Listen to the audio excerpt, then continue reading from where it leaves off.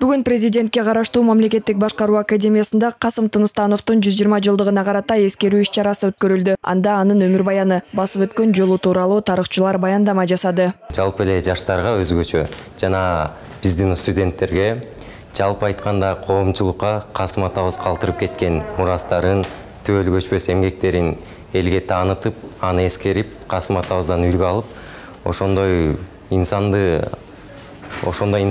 болууга үлгү алуу максатында өткөрүп жатабыз. Бул иш-чарада биз өзгөчө Касым атабыздын чыгармачылыгына басым жасадык. Касым Тыныстанов өз мезгилинен кыйла алдыга озгон, улуту үчүн чын жүрөктөн күйгөн, илим менен көркөм чыгармачылыкта баа жеткис эмгектерди жасаган улуу инсан. Мындай кыргыз жазма адабиятынын жана тил таануу илиминин баштоочуларынын бири болгон Илимпозду эскерип, кийинки муунга жеткирүү зарыл. Биз айтып атабыз, 26-30 жаштын ортосундагы адамдар ушунчалык эл үчүн, мамлекеттүүлүк үчүн берилген экен. Ошол идея үчүн күрөшкөн экен. Акыры ошол идеянын курмандыгы болуп кеткен экен.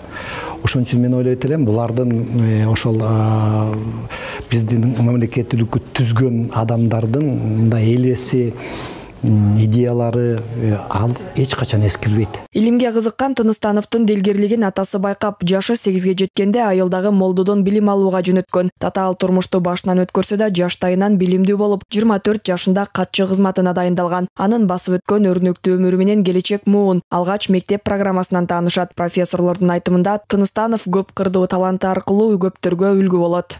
Бул ушундай гениалдуу адамдар биздин азыркы мамлекетибиздин фундаментин өзүнүн өмүрүн салышып, ошол мамлекетти түзүүгө аракет кылышкан.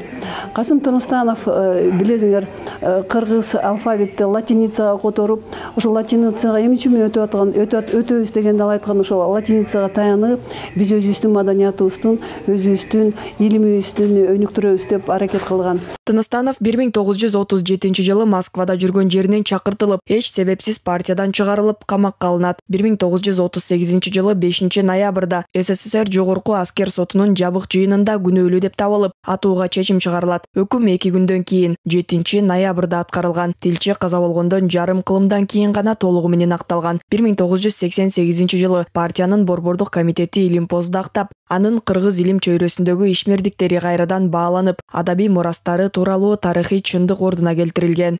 Айжамал Майлиева, Талас Аманбеков, 5 канал.